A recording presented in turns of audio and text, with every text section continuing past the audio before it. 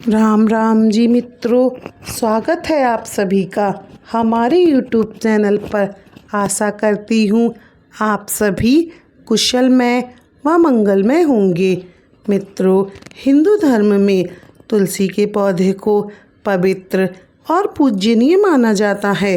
शास्त्रों के अनुसार माना जाता है, जिस घर में तुलसी का पौधा होता है वहाँ पर कभी भी नकारात्मक ऊर्जा नहीं रहती है। इसके साथ ही भगवान विष्णु और माता लक्ष्मी का आशीर्वाद बना रहता है। शास्त्रों के अनुसार सूर्योदय के समय तुलसी के पौधे में जल चढ़ाना उत्तम माना जाता है। इसीलिए स्नान के बाद सूर्योदय के समय तुलसी में जल चढ़ाएं।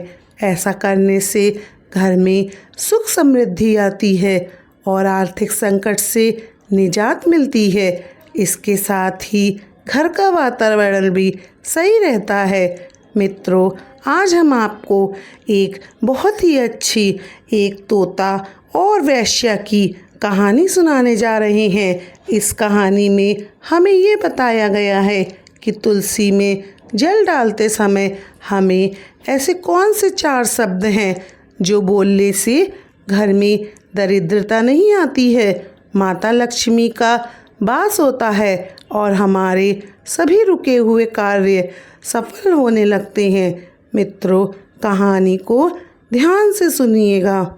एक समय की बात है, क्षीर सागर में बैठी हुई भगवान विष्णु के पैर दबाती हुई माता लक्ष्मी भगवान विष्णु से कहती हैं, हे स्वामी, मेरे मन में आज कुछ सवाल चल रहे हैं, क्या आप मुझे उनका जवाब देंगे? तभी भगवान विष्णु कहते हैं, हे देवी लक्ष्मी, यदि आपके मन में कोई सवाल है तो आप निसंकोच मुझसे पूछिए, मैं उसका उत्तर देने की पूरी कोशिश करूँगा। तभी माता लक्ष्मी कहती हैं, हे स्वामी, तुलसी को जल देने की सर्वोत्तम विधि कौन सी है तथा तुलसी जी को जल देते वक्त कौन सा ऐसा मंत्र बोलना चाहिए जिससे मनुष्य की दरिद्रता दूर हो जाए? कृपया करके आप मुझे इन सवालों के जवाब दीजिए। तभी भगवान विष्णु कहते हैं, हे देवी लक्ष्मी, तुलसी को जल देते समय बोले जाने वाले मंत्र का बड़ा ही महत्व है। यह मंत्र केवल 3 शब्दों का ही है, किंतु इसका प्रभाव बहुत ही कल्याणकारी है। जो भी मनुष्य नित्य तुलसी को जल देते समय अपने मुख से केवल यह 3 शब्द बोल देता है तो साक्षात लक्ष्मी उसके घर में प्रवेश करती है, उसकी दरिद्रता समाप्त हो जाती है, उसे धन धान्य की प्राप्ति होती है। वह मंत्र बताने से पूर्व मैं आपको तुलसी के इस मंत्र की एक बहुत ही अच्छी कहानी सुनाता हूँ। तुम इस कहानी को सुनना और बहुत ही ध्यान से सुनना, क्योंकि इस कहानी को सुनने मात्र से ही मनुष्य के सभी पाप नष्ट हो जाते हैं और उसे 100 वर्षों तक तुलसी को जल देने का पुण्य प्राप्त होता है। इसीलिए हे देवी लक्ष्मी, आप इस कथा को ध्यान से और पूरा सुनना। तभी माता लक्ष्मी कहती हैं, हे प्रभु, मैं आपके द्वारा सुनाई गई इस कथा को अवश्य ही ध्यान से और पूरा सुनूंगी। आप मुझे तुलसी के मंत्र का महत्व सुनाइए। तभी भगवान विष्णु कहते हैं, हे देवी लक्ष्मी, दक्षिण दिशा में एक अत्यंत सुंदर सी नगरी थी। उस नगरी में एक सुधर्मा नाम का एक उल्टी बुद्धि का ब्राह्मण रहता था। ब्राह्मण पापियों का शिरोमणि था। उसका जन्म एक ऐसे परिवार में हुआ था जो पाप कर्म करने वाले, शास्त्र ज्ञान से शून्य थे। ब्राह्मण जन्म से तो ब्राह्मण था, किंतु कर्म से वह अत्यंत दुराचारी था। वह ना तो पूजा पाठ करता था और ना ध्यान जप करता था और होम हवन भी कभी नहीं कराता था। ना ही ब्राह्मण कभी अपने द्वार पर आए हुए अतिथियों का सत्कार करता था। उसके द्वार पर आए अतिथियों को बिना दान दिए ही क्रूरतापूर्वक भगा देता था। स्त्री लंपट होने के कारण वह सदैव ही पराई स्त्रियों के मोह में रहता था। उसे मदिरा पान करने की भी आदत थी। साथ ही वह मांस मदिरा भी खाया पिया करता था। वह दिन में खेतों में काम करके पत्ते बेचकर अपनी जीविका चलाया करता था और रात्रि में वेश्याओं का सेवन किया करता था। इस प्रकार से उस ब्राह्मण ने अनेक वर्षों तक जीवन व्यतीत किया।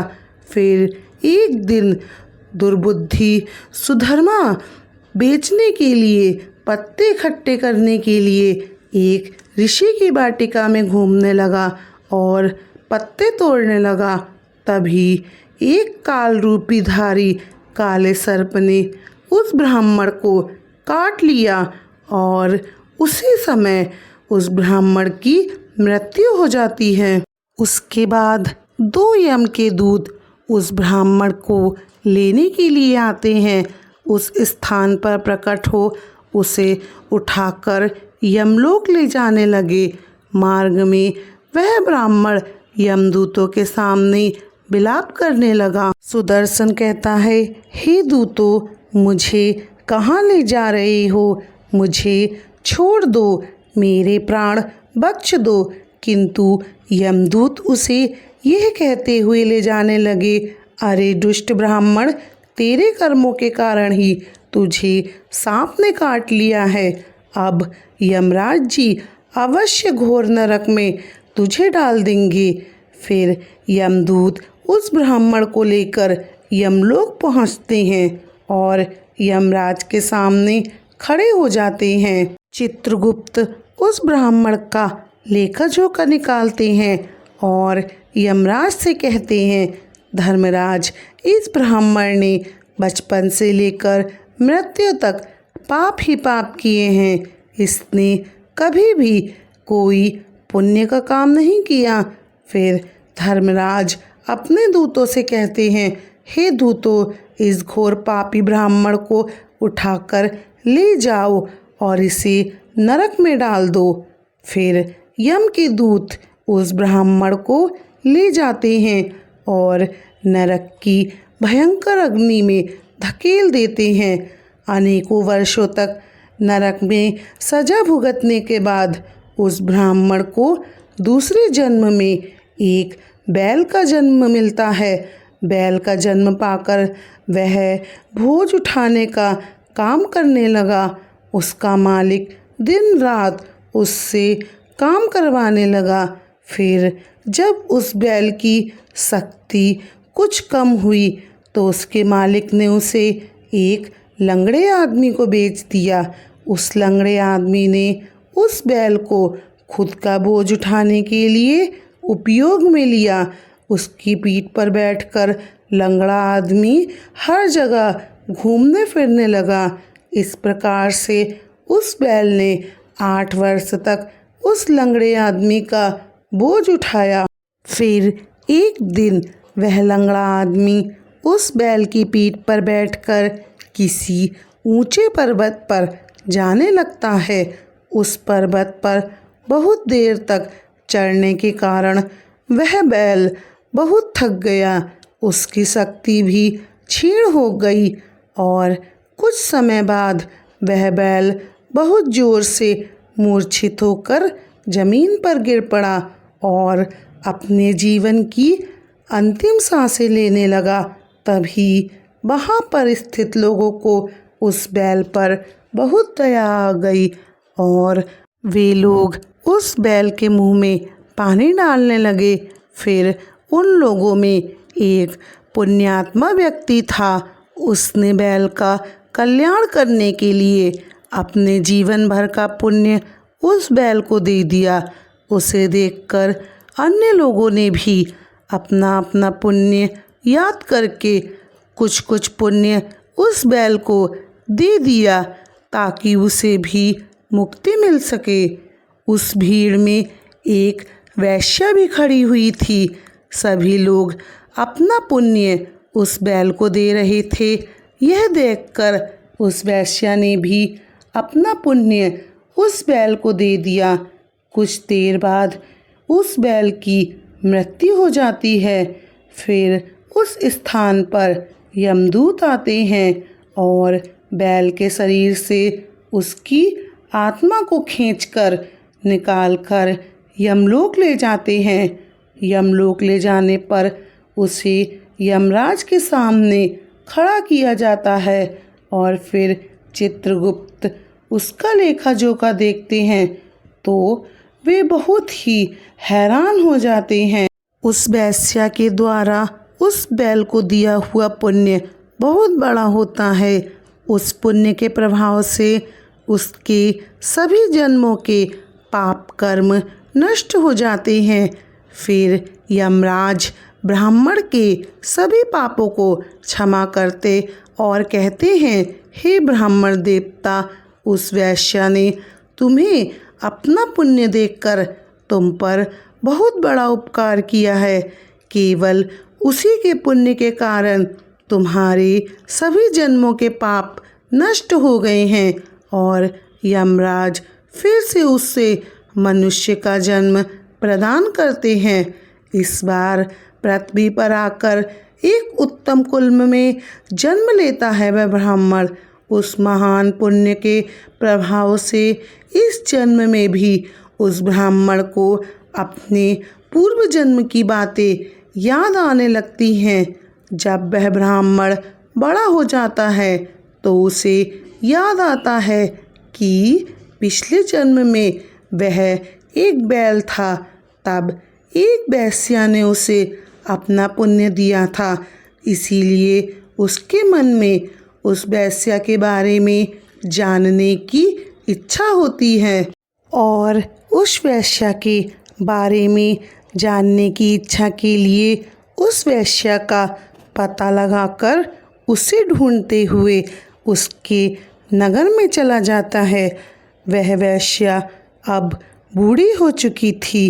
फिर जब उसे वह वेश्या मिल जाती है तो ब्राह्मण उसके सामने जाकर उसे बार बार प्रणाम करता है और उस वेश्या का धन्यवाद करने लगता है।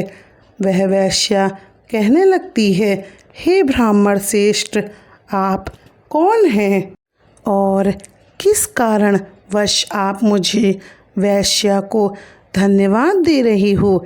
मैंने आपका कौन सा कार्य किया है जो आप मुझे नमस्कार कर रहे हैं? तब ब्राह्मण कहता है, हे माता, मैं वही बैल हूँ जिसे आपने अपना पुण्य दे डाला था। अपने पाप कर्मों के कारण मुझे पिछले जन्म में बैल होना पड़ा था। उस पर्वत पर जब मैं मर रहा था तो आपने मुझे अपना पुण्य दिया था। तुम्हारे पुण्य के प्रभाव से ही आज मुझे फिर से मनुष्य योनि में जन्म प्राप्त हुआ है। तुम्हारे द्वारा दिए गए उसी पुण्य के कारण मुझे अपने पूर्व जन्म की सारी बातें याद हैं। किंतु हे माता, मैं आज यहाँ पर यह जानने के लिए आया हूँ कि आपने मुझे अपना कौन सा पुण्य दिया था जिस कारण मेरे सभी पाप नष्ट हो चुके थे। मैं उस पुण्य के बारे में जानना चाहता हूँ।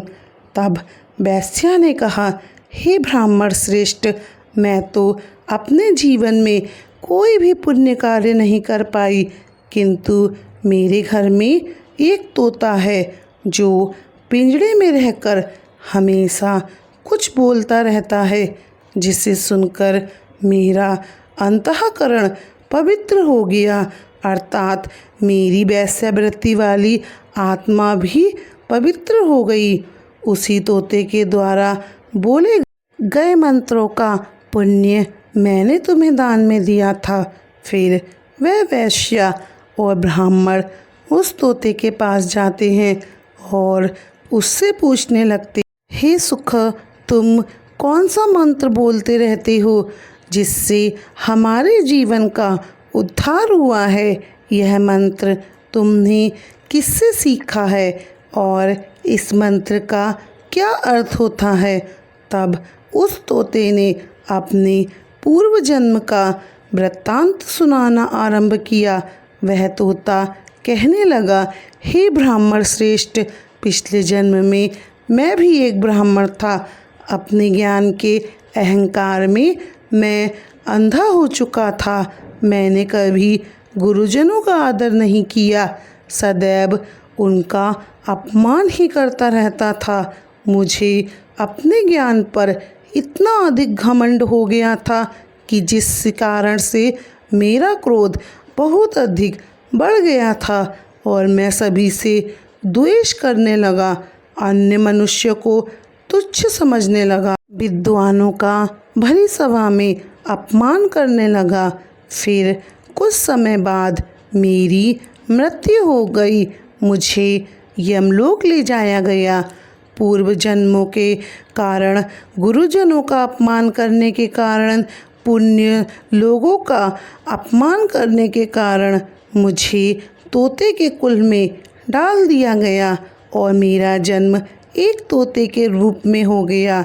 मेरे पाप कर्मों के कारण ही छोटी सी अवस्था में ही मेरे माता पिता से मेरा वियोग हो गया। फिर मैं एक पेड़ की डाली पर बैठकर रो रहा था तो उसी स्थान से कुछ मुनि जा रहे थे। उन्हें मुझ पर दया आ गई और मुनि मुझे लेकर अपने आश्रम में आ गए। वहाँ उस आश्रम में उन्होंने मुझे एक बहुत ही सुंदर पिंजरे में रखा और मेरा अच्छी तरह से ख्याल रखने लगे।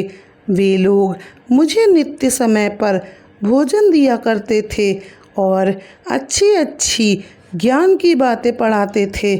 उस स्थान पर वे ऋषि मुनि, उनकी स्त्रियां और उनके बालक सभी नित्य तुलसी के पौधे को जल देते थे और उनके सामने एक मंत्र का जाप करते थे। उन्हीं के मुख से बार बार उस मंत्र को सुनकर मैंने उसे रट लिया था। तभी से मैं उस मंत्र को जान गया हूँ और वही मंत्र मैं दिन रात बोलता हूँ। उस मंत्र के प्रभाव से मेरी कभी मृत्यु भी नहीं हुई और मेरी आयु 100 वर्ष की हो गई और मैं इतने वर्षों तक जीवित रहा। इसी बीच एक रात को एक चोर उस स्थान पर आया और उसने मुझे वहाँ से चुरा लिया। फिर इस वेश्या ने मुझे उस चोर से खरीद लिया था। इस वेश्या के घर पर आने के बाद भी मैं उस मंत्र को बोलता रहा, जिसे सुनकर इस वेश्या का मन भी पवित्र हो गया और इसने वेश्या का काम छोड़कर भगवान विष्णु की भक्ति करने लगी। उसी मंत्र के प्रभाव से मेरे पूर्व जन्म के सभी पाप कर्म नष्ट हो गए और उसी मंत्र के प्रभाव से इस वेश्या का भी अंतक पवित्र हो गया।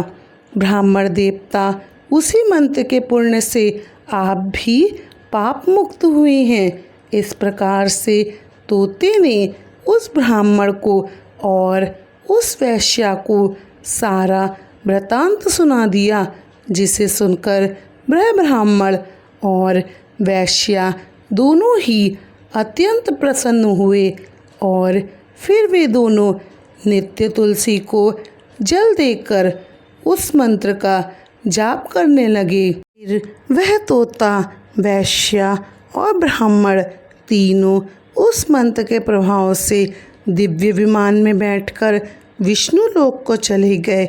अब भगवान विष्णु कहते हैं, हे देवी लक्ष्मी, आपने केवल तुलसी के इस मंत्र के प्रभाव से उस तोते, वेश्या और ब्राह्मण के सभी पाप नष्ट होते हुए देखे हैं।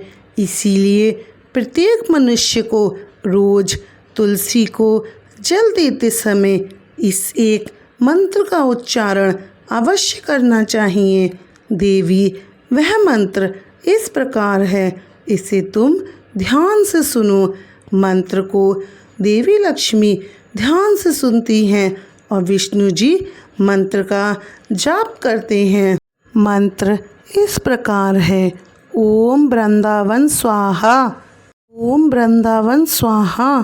अब भगवान विष्णु कहते हैं, जो स्त्री नित्य तुलसी के समक्ष इस मंत्र का उच्चारण करेगी वह सौभाग्यशाली बनेगी, और जो भी पुरुष इस मंत्र का उच्चारण तुलसी के सामने करेगा उसे अक्षय धन की प्राप्ति होगी। जिस घर के सामने नित्य तुलसी की पूजा की जाएगी उस घर में साक्षात लक्ष्मी तुम्हारा वास होगा। तुलसी का यह मंत्र राजकल्पतरु है, यह समस्त फलों को प्रदान करने वाला है। अतः जो भी तुलसी के सामने इस मंत्र का उच्चारण करेगा उसे संपूर्ण सिद्धियां प्राप्त होंगी। स्त्री को सदैव ही स्नान करने के बाद अपने बालों को बांधकर मांग में सिंदूर भरकर नित्य तुलसी जी को जल देना चाहिए और इस मंत्र का उच्चारण करना चाहिए। रोज तुलसी के पौधे की परिक्रमा करनी चाहिए, इससे सभी दोष नष्ट हो जाते हैं। नित्य शाम के समय तुलसी के पास दीपक जलाना चाहिए और तुलसी के पास बैठकर भगवान विष्णु की आराधना करनी चाहिए। तुलसी के पास दीपक जलाने से मनुष्य को धन धान्य की प्राप्ति होती है। हजारों अमृत के घड़ों से नहलाए जाने पर भी श्री हरि को उतनी तृप्ति नहीं होती जितनी वे मनुष्य के द्वारा तुलसी का एक पत्ता चढ़ाने से प्राप्त करते हैं।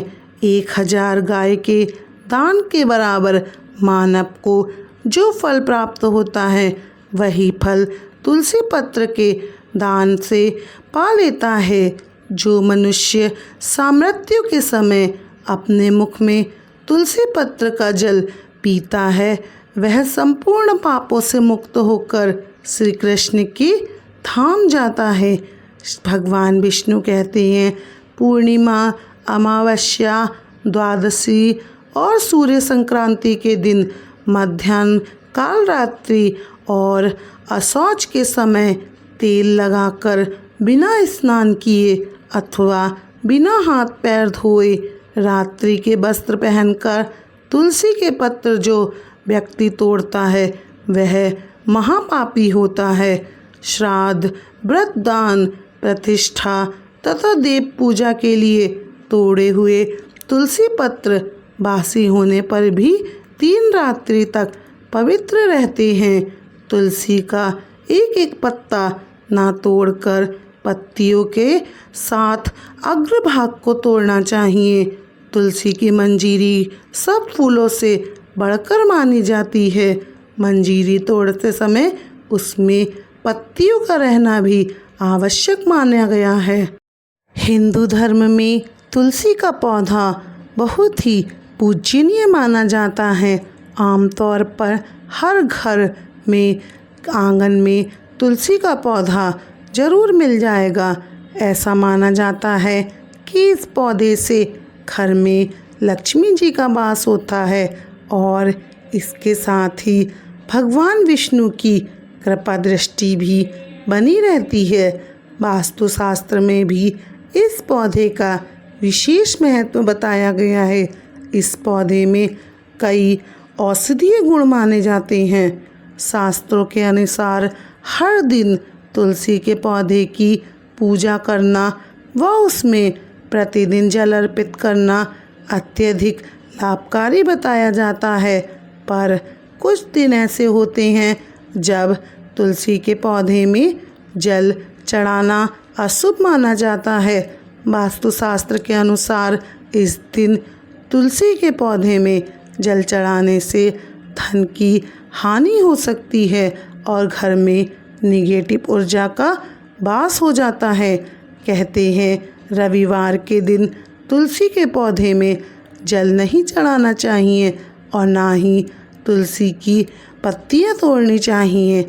भगवान विष्णु कहते हैं कि तुलसी के पौधे में अधिक जल चढ़ाने की बजाय उचित मात्रा में ही जल चढ़ाना चाहिए, वरना तुलसी का पौधा खराब हो सकता है।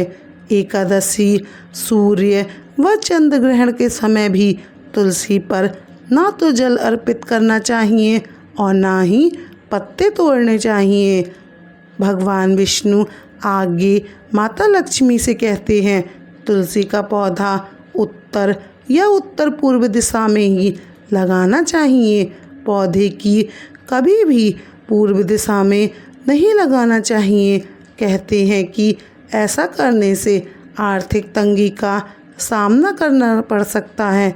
अधिक ठंड या गर्मी में तुलसी का पौधा नष्ट हो सकता है, इसीलिए पौधे के आसपास कपड़ा लगाना चाहिए। मतलब तुलसी जी को हमें हमेशा चुन्नी उड़ाकर ही रखना चाहिए। तुलसी का पौधे को चुन्नी उड़ाने से तुलसी माता की हम पर सदा ही कृपा और उनका आशीर्वाद बना रहता है। मित्रों, उम्मीद करती हूँ मेरे द्वारा सुनाई गई कहानी आपको पसंद आई होगी।